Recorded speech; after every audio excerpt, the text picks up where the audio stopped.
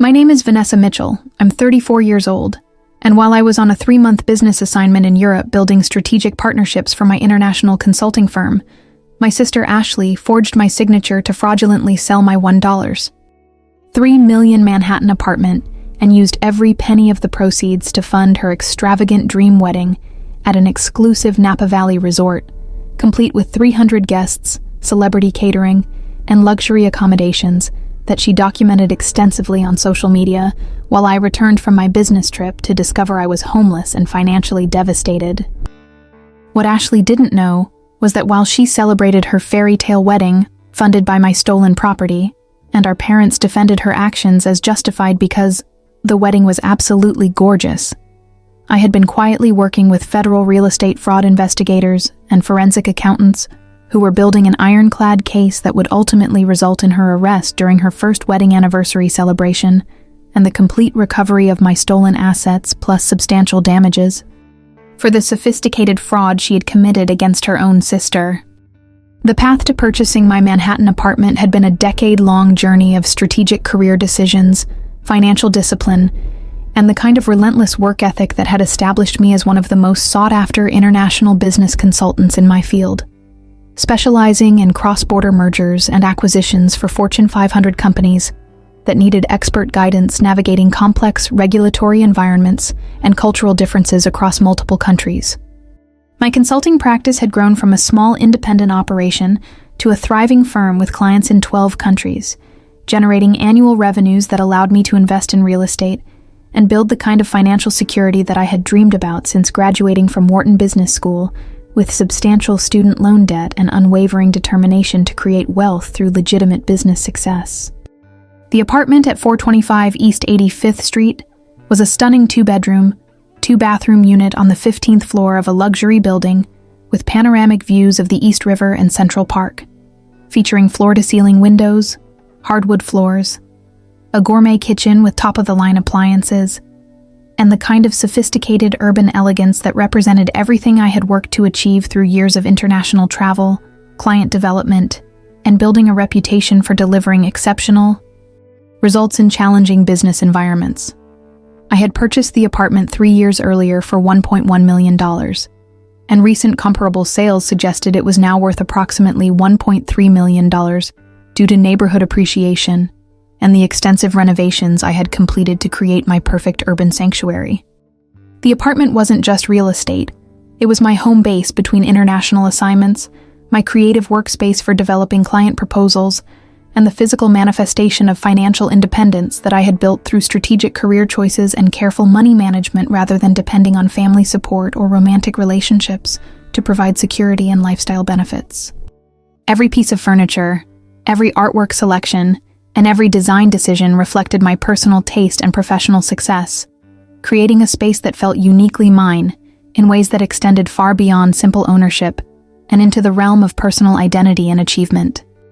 My relationship with my younger sister Ashley had always been complicated by the 5-year age gap between us and the dramatically different approaches we had taken to career development, financial management, and life planning since our shared childhood in suburban Connecticut. While I had focused on academic excellence, professional development, and building long-term wealth through strategic investments and business growth, Ashley had chosen a more impulsive and consumption-focused lifestyle that prioritized immediate gratification over financial stability or career advancement. Ashley Mitchell was 29 years old and worked as a social media coordinator for a small marketing agency in Manhattan, earning approximately $45,000 annually while maintaining expensive lifestyle habits that included designer clothes, frequent dining at trendy restaurants, regular spa treatments, and luxury vacation travel that was completely incompatible with her modest income, and had resulted in over $80,000 in credit card debt that she managed through minimum payments and occasional balance transfers between different lenders. Vanessa is so lucky to have that amazing apartment and all that money from her business, Ashley would often say during family gatherings, her tone mixing admiration with resentment, in ways that suggested she viewed my success as fortunate circumstances rather than recognizing the years of hard work, sacrifice, and strategic decision-making that had made my financial achievements possible. Our parents, Barbara and Kenneth Mitchell, had always enabled Ashley's financial irresponsibility, while treating my success as evidence that I didn't need family support or emotional attention, creating a dynamic where Ashley received constant assistance and sympathy for her self-created financial problems, while I was expected to be completely self-sufficient and even available to help family members when they faced difficulties or emergencies. Ashley just needs time to find her path, our mother Barbara would say, whenever family members questioned Ashley's spending habits or suggested that constantly bailing her out of financial crises might be preventing her from learning responsible money management. Not everyone can be as naturally disciplined and business-minded as Vanessa. The characterization of my financial success as natural discipline, rather than acknowledging the conscious choices and sacrifices I had made to build wealth, was typical of how my family minimized my achievements while making excuses for Ashley's failures to develop adult financial responsibility or career advancement skills. The power of attorney arrangement that would ultimately enable Ashley's theft of my apartment had been established 2 years earlier as a practical measure to ensure that someone could handle emergency situations while I was traveling internationally for extended periods, sometimes spending weeks or months in different countries while developing client relationships and managing complex consulting projects that required on-site presence and cultural immersion. I think it would be smart to have someone who can handle emergencies if something happens while you're traveling, my attorney Michael Rodriguez had suggested during our discussion about estate planning and travel risk management.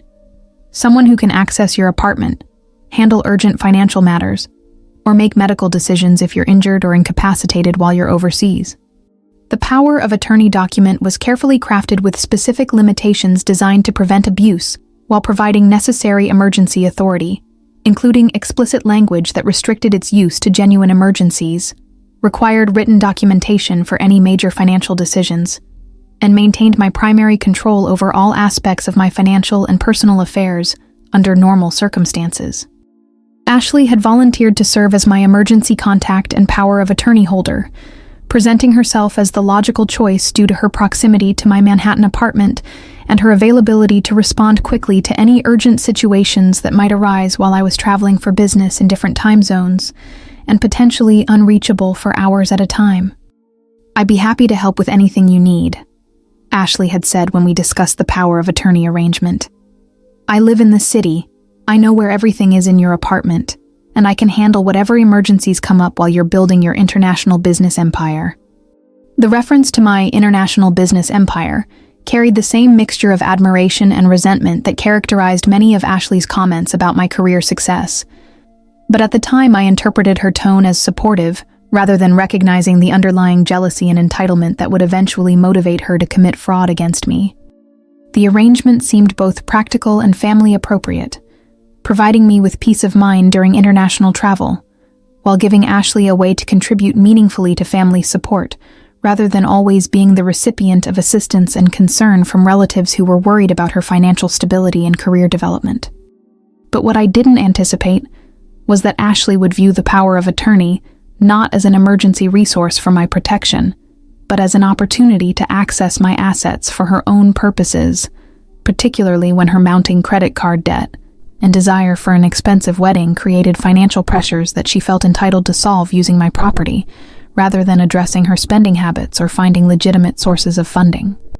The 3-month business assignment in Europe that provided Ashley with the opportunity to execute her fraud was one of the most significant contracts in my consulting career, involving the development of strategic partnerships between American technology companies and European manufacturing firms that required extensive on-site research, relationship building, and complex negotiations across multiple countries and regulatory environments.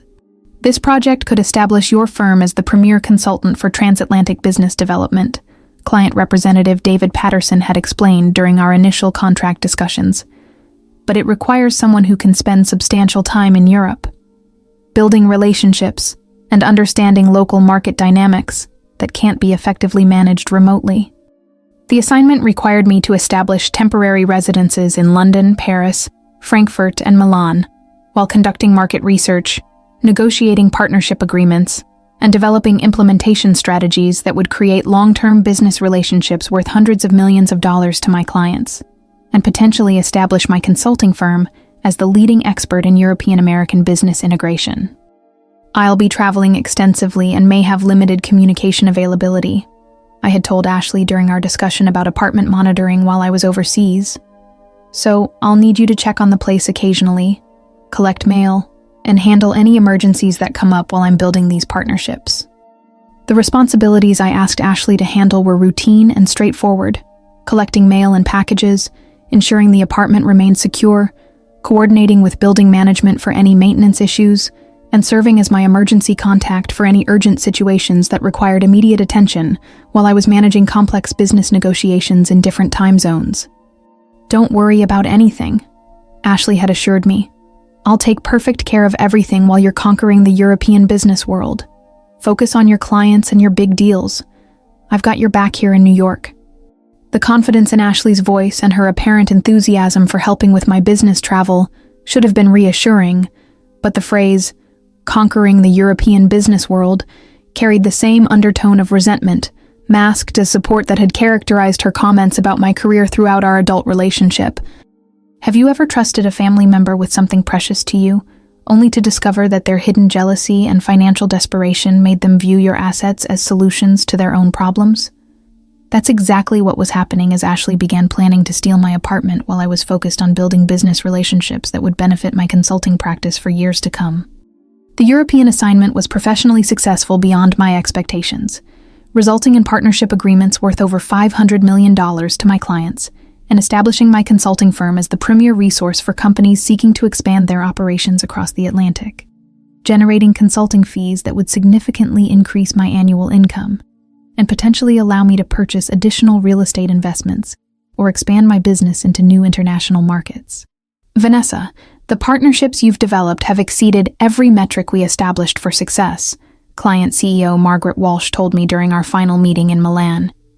"We want to establish a retainer relationship that will give us ongoing access to your expertise as we implement these European expansion strategies over the next 3 years." The retainer agreement would provide guaranteed income of $400,000 annually, plus additional project fees, representing the kind of business success that validated years of career development and international relationship building, while providing financial security that would allow me to pursue additional investment opportunities and potentially establish consulting offices in multiple countries. But while I was achieving the biggest professional breakthrough of my career and building financial success that exceeded my most optimistic projections, Ashley was systematically planning and executing the theft of my apartment through a sophisticated fraud scheme that would leave me homeless and financially devastated despite my legitimate business achievements.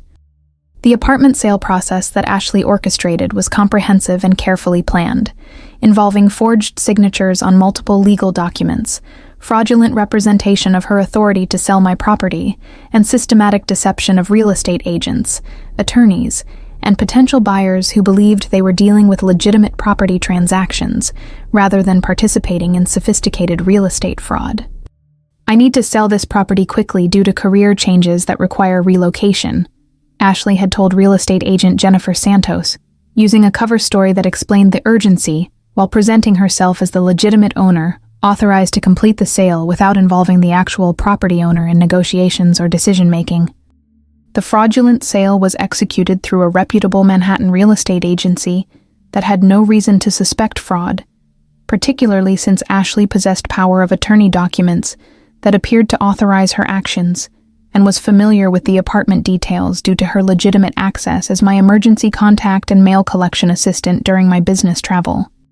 "The owner is currently overseas on business and has authorized me to handle all aspects of the sale," Ashley explained to prospective buyers and their representatives, using my actual travel schedule to support her deception while forging my signature on sales contracts, disclosure documents, and closing paperwork that legally transferred ownership of my apartment to buyers who believed they were purchasing legitimately listed property. The sale price of $1.3 million was consistent with recent comparable sales in the neighborhood and represented fair market value for my apartment. But the entire transaction was criminally fraudulent, since I had never authorized the sale and was completely unaware that Ashley was using her power of attorney access to steal my property while I was focused on building business partnerships in Europe. The closing process was completed within 6 weeks of Ashley's initial listing, with the full $1.3 3 million proceeds being deposited into accounts that Ashley controlled while she prepared to use my stolen money to fund the elaborate wedding celebration that she had been planning since her engagement 8 months earlier. But Ashley's use of my stolen apartment proceeds wasn't limited to wedding expenses.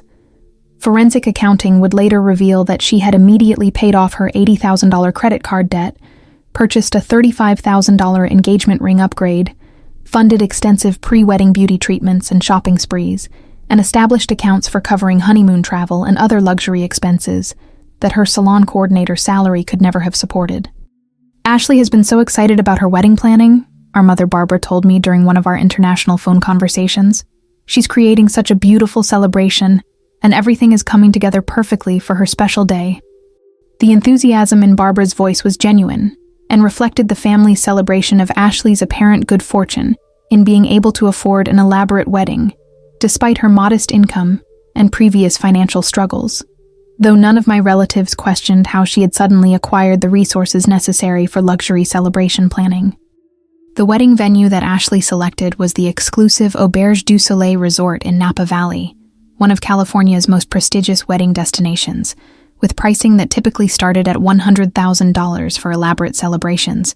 and could easily exceed $200,000 for the kind of luxury event that Ashley was planning with celebrity catering, designer floral arrangements, and premium accommodations for out-of-town guests. "We've booked the most incredible venue," Ashley posted on social media, along with professional photographs of the resort's stunning vineyard views and elegant event spaces. "Our dream wedding is going to be absolutely perfect, with every detail reflecting the kind of celebration we've always envisioned for our special day." The social media posts about wedding planning were extensive and detailed, showcasing the luxury elements that Ashley was incorporating into her celebration, while generating hundreds of congratulatory comments from friends and family members who were impressed by the apparent sophistication and expense of her wedding plans. But while Ashley was using my stolen apartment proceeds to plan her dream wedding and documenting her preparation process on social media, I was completely unaware that my New York home had been sold and that I would return from my successful European business assignment to discover that I was homeless and financially devastated by my own sister's systematic fraud and theft.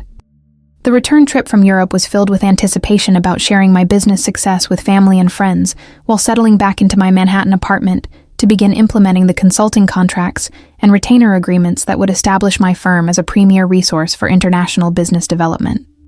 "I can't wait to get home and start working on these new partnerships," I had texted Ashley from the airport. "The European assignment was incredibly successful, and I've got so many exciting developments to share with everyone." Ashley's response was brief and evasive, simply saying, "Great, can't wait to hear about everything," without providing any of the apartment updates or logistical information that I had expected after 3 months of international travel and business development.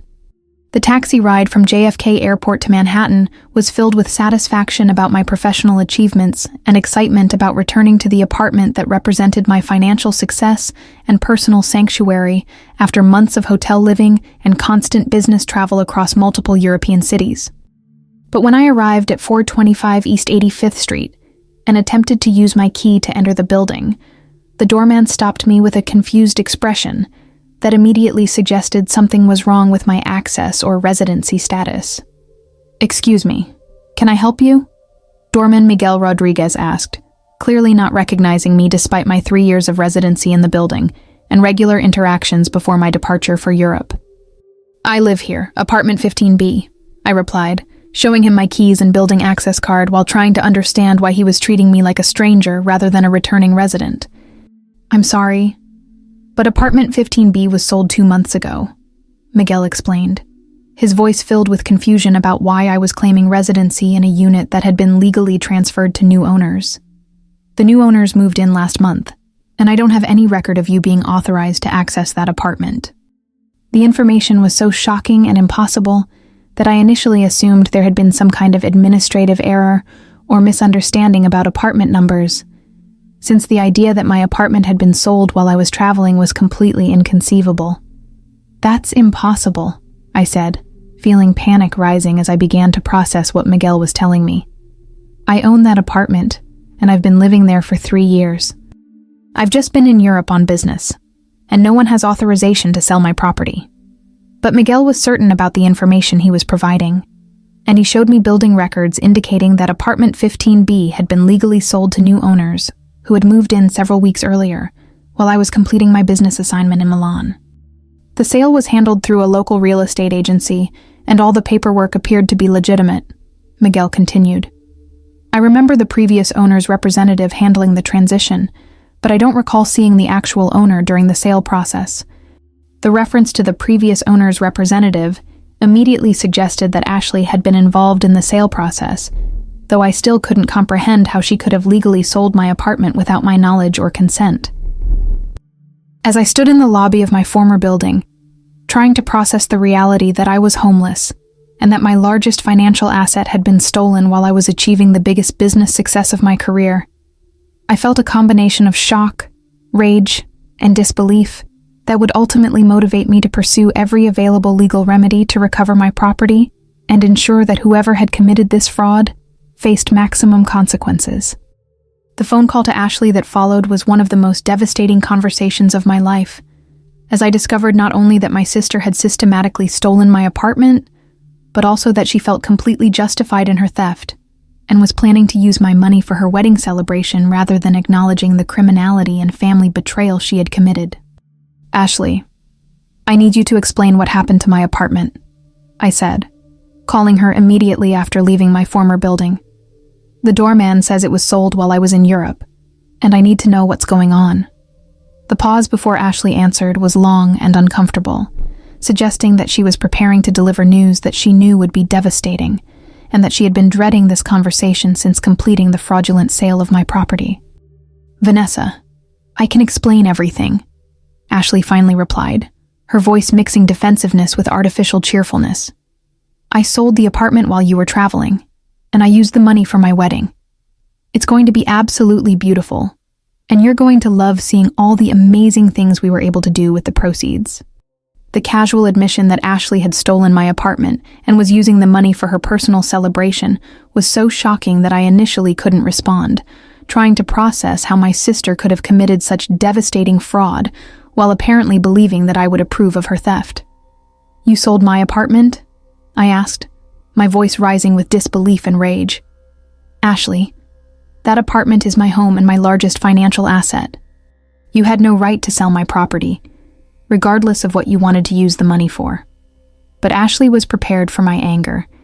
and had convinced herself that her theft was somehow justified by my travel schedule and her assessment of my lifestyle priorities, apparently believing that stealing my home was acceptable as long as she used the money for something she considered worthwhile. You never visit anyway, so what's the difference? Ashley replied with cruel indifference. At least the money went to something beautiful instead of just sitting there unused. My wedding is going to be incredible, and everyone will see how amazing it is. The suggestion that my frequent business travel somehow justified stealing my apartment was both legally absurd and personally devastating, revealing the extent of Ashley's entitlement and her complete disregard for my property rights and financial security. Ashley,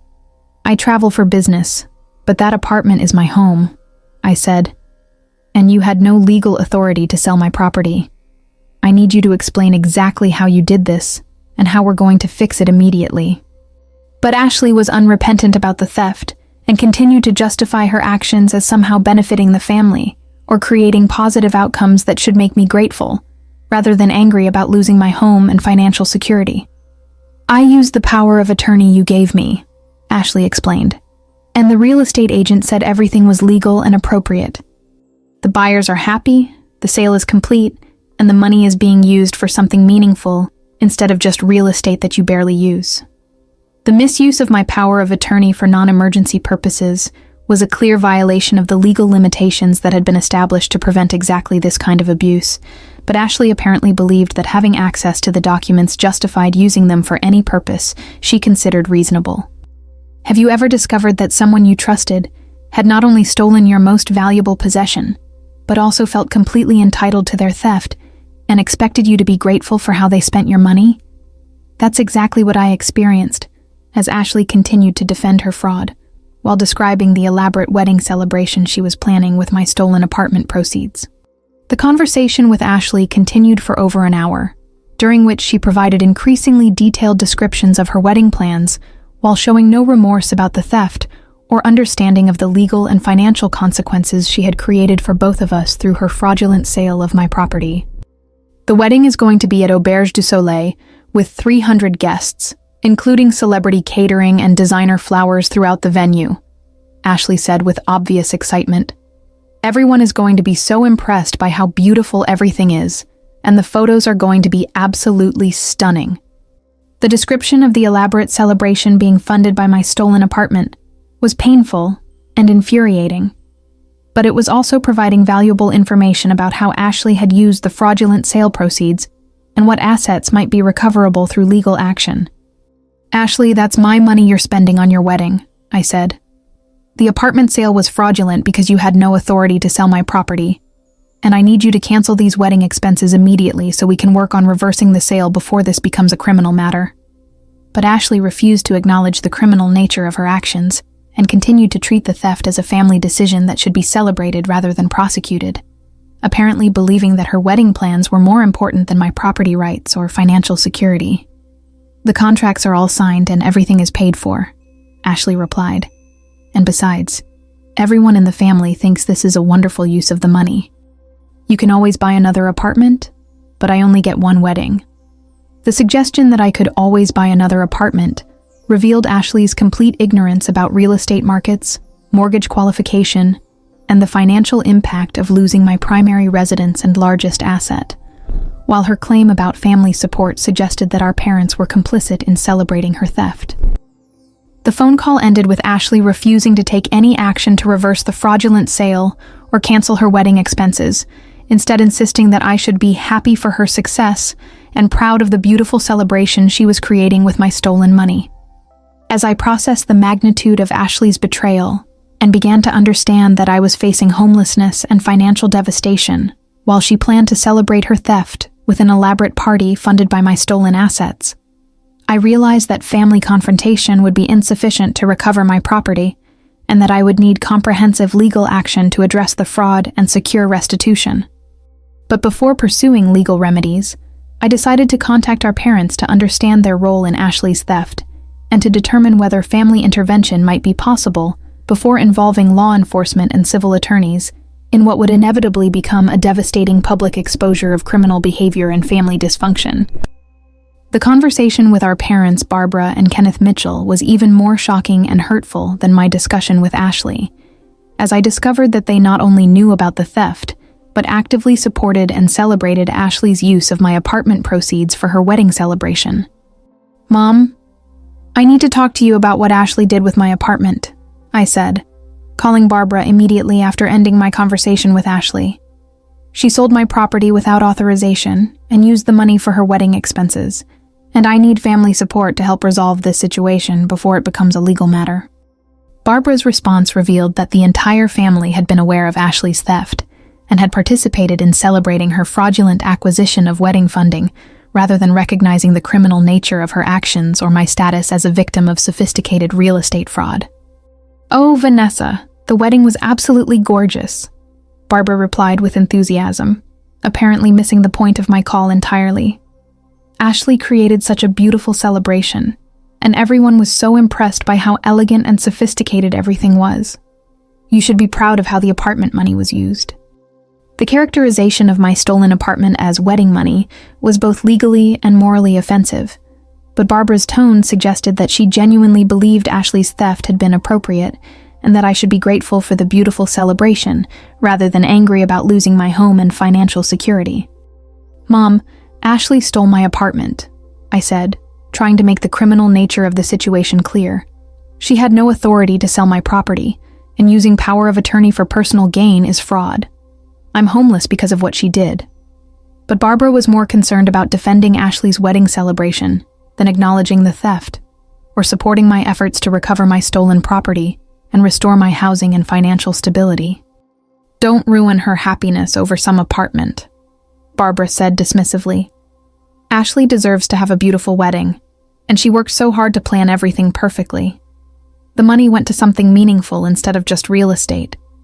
The suggestion that I should prioritize Ashley's happiness over my own homelessness and financial devastation was so inappropriate and hurtful that it confirmed my suspicions that family intervention would be impossible and that legal action would be necessary to recover my property and ensure appropriate consequences for the theft.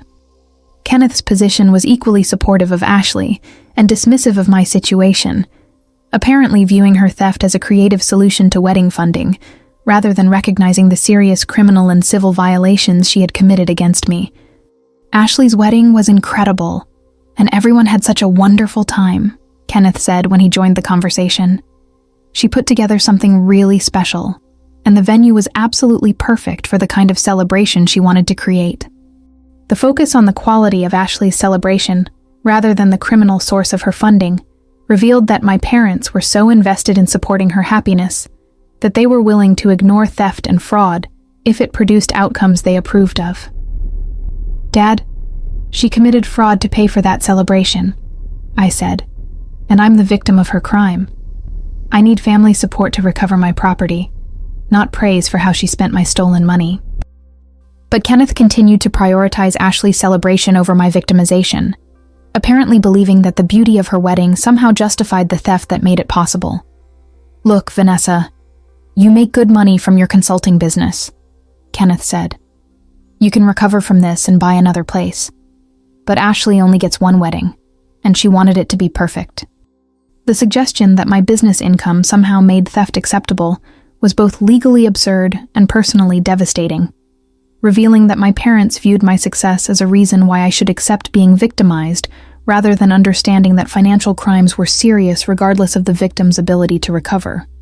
As I ended the conversation with my parents, I realized that the entire family had not only participated in celebrating Ashley's theft,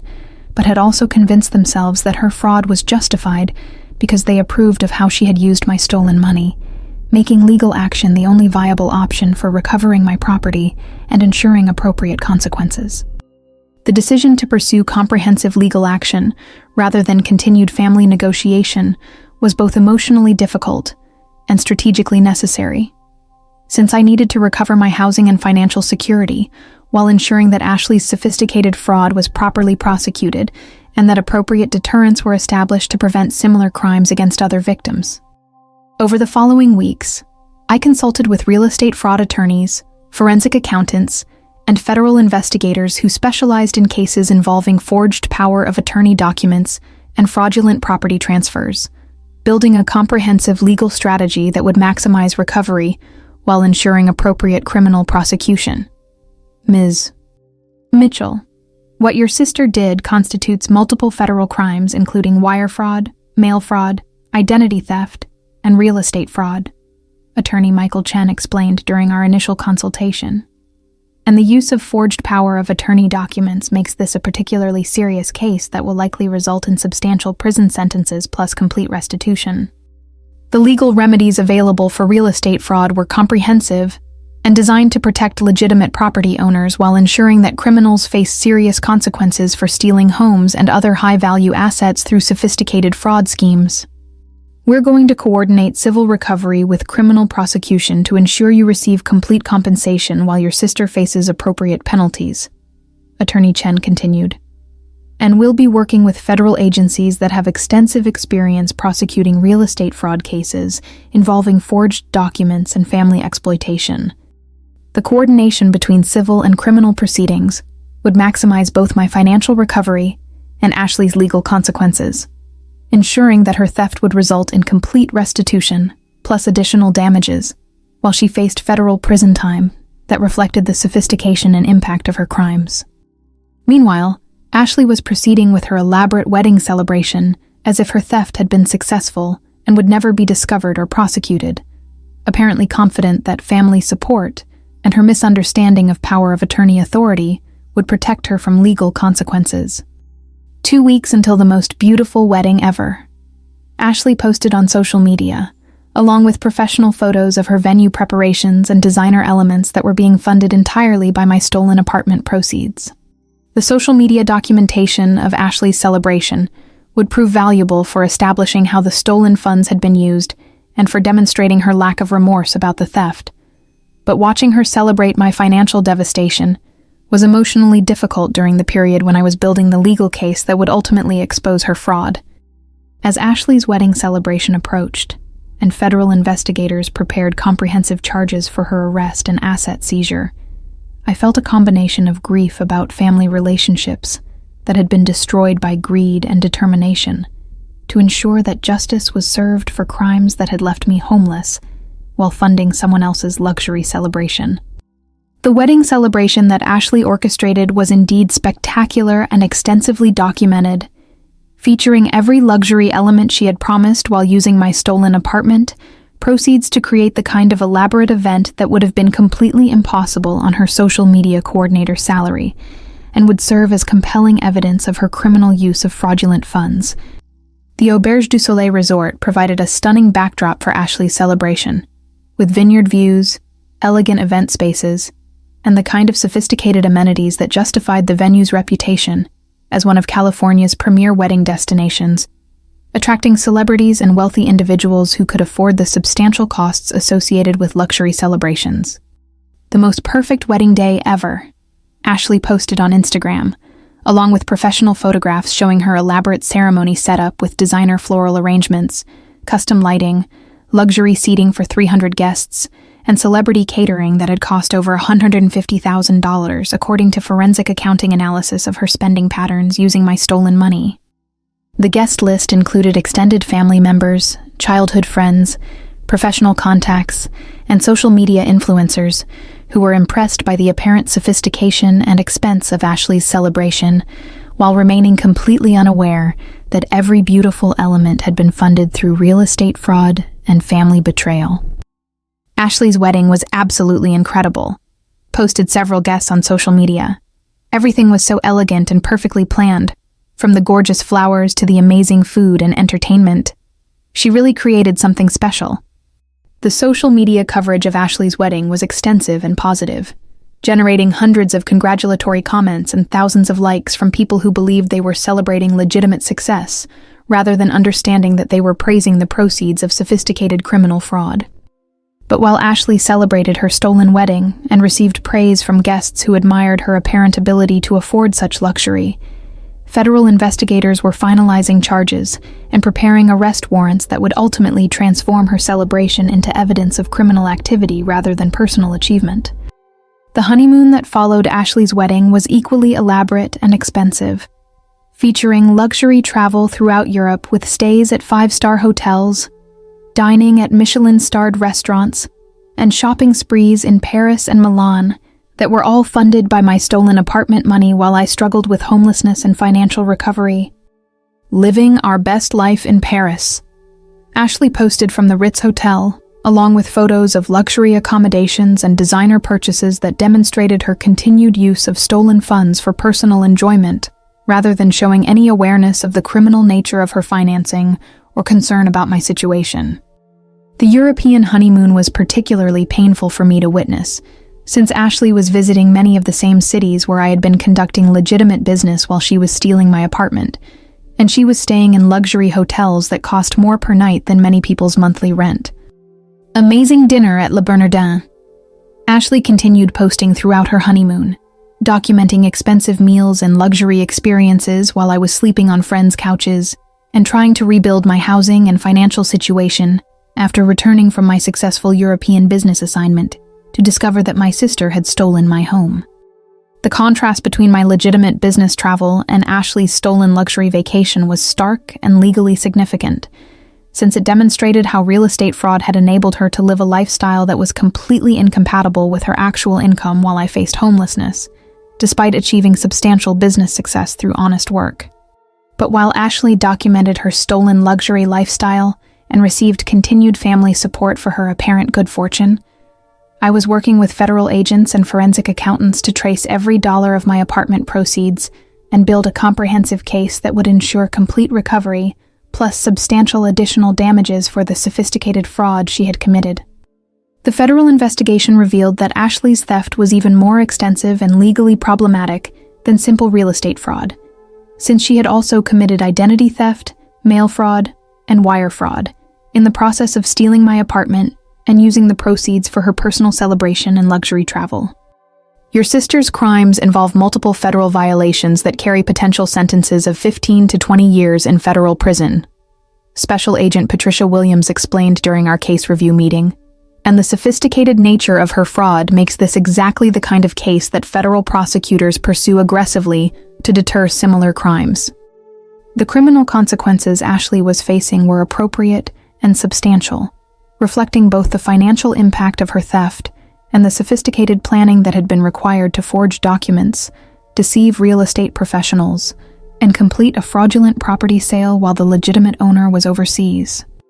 We're going to coordinate the arrest and asset seizure to occur during your sister's first wedding anniversary celebration, Agent Williams continued,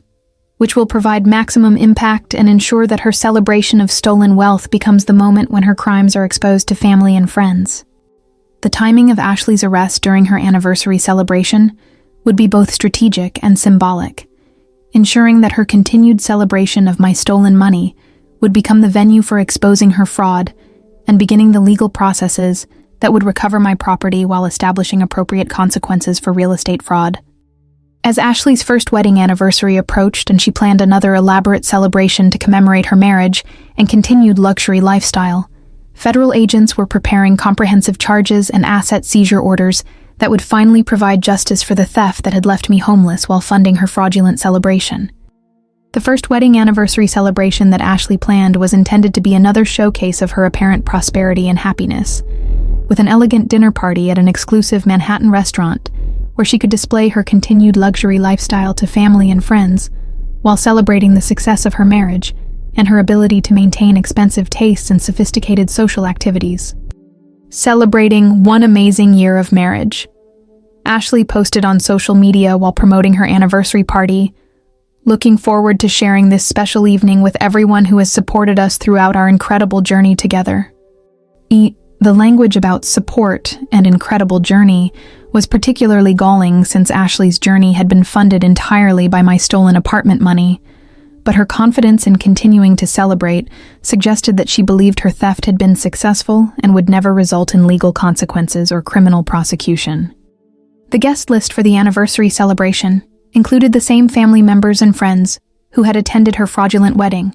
providing the perfect opportunity for federal agents to serve arrest warrants and asset seizure orders in front of maximum witnesses, while ensuring that everyone who had celebrated her stolen success would understand the criminal nature of her apparent prosperity. "This is going to be such a perfect evening," Ashley told our mother during their planning conversation, apparently confident that her anniversary celebration would enhance her reputation and social standing, rather than becoming the moment when her year-long fraud was exposed and federal prosecution began. But while Ashley planned her celebration and continued documenting her luxury lifestyle on social media, federal agents were finalizing arrest warrants and preparing comprehensive asset seizure orders that would recover every dollar of my stolen apartment proceeds, while ensuring that Ashley faced maximum penalties for the sophisticated real estate fraud she had committed against her own sister. "All charges have been approved, and we have warrants for your sister's arrest on federal fraud charges," Agent Williams informed me during our final preparation meeting. "We also have seizure orders for all assets purchased with your stolen apartment proceeds, including her honeymoon expenses, luxury purchases, and any remaining funds from the fraudulent sale." The comprehensive nature of the federal response was appropriate and satisfying, ensuring that Ashley would not only face serious criminal consequences, but would also lose every benefit she had gained through stealing my property and using the money for her personal celebration and lifestyle enhancement. On the evening of Ashley's first wedding anniversary dinner, I arrived at the elegant Manhattan restaurant where she was hosting her celebration, appearing as a supportive sister while secretly knowing that federal agents were positioned throughout the venue and ready to execute arrest warrants that would transform her anniversary party into the most humiliating and legally consequential moment of her life. The restaurant was beautifully decorated for the occasion, with premium floral arrangements, custom lighting, and luxury table settings that created an atmosphere of sophistication and celebration, while demonstrating Ashley's continued use of stolen funds for maintaining her fraudulent lifestyle and social status. "Vanessa, I'm so glad you could make it." Ashley greeted me with apparent warmth, clearly believing that my attendance represented family acceptance of her theft and approval of how she had used my apartment money for her celebration and luxury lifestyle. The guest list included dozens of family members and friends who were gathered to celebrate what they believed was Ashley's legitimate success and happiness, unaware that they were witnessing the final moments before her arrest and the exposure of the sophisticated fraud that had funded her entire celebration. "Ashley and David have created such a beautiful life together," one guest commented during the cocktail hour. "They're so lucky to be able to afford all these wonderful experiences and celebrations." The praise for Ashley's apparent good fortune was painful to hear, knowing that every wonderful experience and celebration had been funded by my stolen apartment money. But it also provided valuable documentation of how her fraud had been perceived by people who believed they were celebrating legitimate achievement. As the dinner progressed, and guests offered toasts celebrating Ashley's marriage and apparent prosperity, federal agents were preparing to serve arrest warrants and asset seizure orders that would expose the criminal source of everything being celebrated and praised by the unsuspecting attendees. At exactly 9 p.m., during the peak of Ashley's anniversary celebration, when all guests were gathered for toasts and speeches, Special Agent Patricia Williams entered the restaurant with federal marshals and financial crimes investigators who would execute the arrest warrants and asset seizure orders that would end Ashley's year-long celebration of stolen wealth. "Ashley Mitchell, you are under arrest for federal charges including real estate fraud, identity theft, wire fraud, mail fraud, and conspiracy," Agent Williams announced, her voice cutting through the celebration and immediately transforming the festive atmosphere into shocked silence and confusion. The reaction from the anniversary guests was immediate and dramatic, with people pulling out their phones to record the arrest while trying to understand why their celebration of Ashley's success was being interrupted by federal agents with criminal charges and asset seizure orders. "All assets purchased with proceeds from fraudulent real estate sales are being seized as evidence in a federal criminal investigation," Agent Williams continued, addressing the shocked guests while federal agents began documenting Ashley's luxury purchases and lifestyle elements that had been funded through my stolen apartment money. Ashley's arrest was swift and professional, but the impact on her reputation and social standing was devastating as family members and friends realized that the beautiful celebration they had been attending was actually funded entirely through sophisticated criminal fraud against her own sister. Have you ever watched someone who stole your most valuable possession get arrested in front of everyone they had been impressing with your stolen money? That's exactly what I experienced, as Ashley was led away in handcuffs while her anniversary guests recorded her downfall and shared it with social media followers who were witnessing the collapse of what they had believed was an inspirational success story. The anniversary guests fled the restaurant as quickly as possible, clearly embarrassed about their association with someone who had just been exposed as a criminal, and concerned about their own reputations being damaged by their attendance at a celebration that had been funded entirely through real estate fraud and family betrayal. "I can't believe Ashley was living this whole fake life with money stolen from her own sister's apartment," posted one guest on social media after leaving the restaurant. "Everything was built on fraud, and Vanessa was homeless while Ashley celebrated with stolen money." The social media response to Ashley's arrest was swift and devastating, with party attendees expressing shock and outrage about being deceived by someone who had built her entire lifestyle on criminal fraud, while her victim struggled with homelessness and financial recovery. But the most satisfying aspect of Ashley's very public downfall was knowing that her arrest and the seizure of her stolen assets were being documented and shared by hundreds of people who would ensure that her exposure as a criminal would be permanent and comprehensive, destroying any possibility that she could rebuild her reputation or continue deceiving people about the source of her apparent wealth. The aftermath of Ashley's arrest was swift and comprehensive, with federal prosecutors moving quickly to formalize charges while forensic accountants worked to liquidate seized assets and ensure complete financial recovery for my stolen apartment proceeds, plus additional damages for the emotional distress and financial hardship caused by her sophisticated fraud. "Your sister has been charged with 12 federal felonies carrying potential sentences of 15 to 20 years in federal prison," Assistant U.S. Attorney David Roberts explained during our meeting about the criminal case timeline. "And the evidence is so comprehensive that we expect a guilty plea rather than a trial that would result in even more severe penalties. The criminal consequences were appropriate and substantial, ensuring that Ashley would face serious prison time while also providing complete financial restitution that would allow me to recover my housing and rebuild the financial security that her theft had temporarily destroyed. The asset forfeiture proceedings have already recovered over $6 million in seized assets, Attorney Roberts continued, including liquidation of luxury items purchased during the honeymoon, recovery of wedding expenses through vendor cooperation, and additional damages for the criminal use of stolen real estate proceeds. The financial recovery exceeded my original apartment value and provided additional compensation for the emotional distress, temporary homelessness, and opportunity costs that had resulted from Ashley's sophisticated fraud and family betrayal.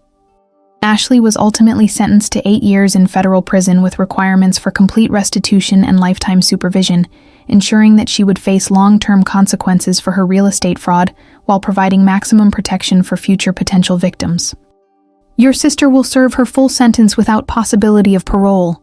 Attorney Roberts informed me during our final meeting, and she'll be required to make complete restitution plus additional damages that bring your total recovery to over $1.8 million.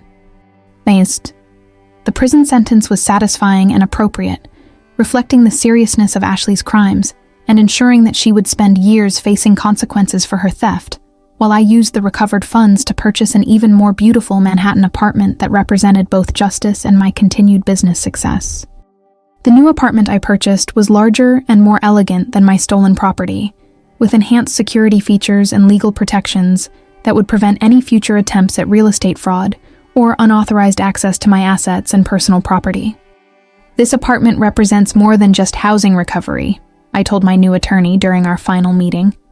It represents the triumph of justice over theft, legitimate success over criminal fraud, and the importance of protecting people's homes from family members who would steal their security for personal celebrations. As I reflected on the year that had transformed me from a victim of real estate fraud to someone who had successfully recovered stolen assets and ensured appropriate justice, I realized that Ashley's theft had ultimately strengthened my business and legal knowledge, while confirming that authentic success requires honest effort rather than criminal shortcuts. If you're reading this and you're dealing with family members who have stolen your property or committed fraud against your assets, please know that comprehensive legal remedies are available to recover stolen property, while ensuring that criminals face appropriate consequences regardless of their family relationships. Real estate fraud carries serious federal penalties, including substantial prison sentences and complete restitution, especially when family members exploit trust relationships to commit sophisticated theft against relatives who have built legitimate wealth through honest business efforts. Sometimes the most important thing you can do is pursue complete legal justice, rather than accepting family pressure to minimize criminal behavior or prioritize relationships over property rights and financial security that you've earned through legitimate work and strategic investment. If this story resonated with you, please hit that subscribe button and share your experiences in the comments below. Have you ever had family members steal your property or commit fraud against your assets while expecting you to prioritize their happiness over your own financial security?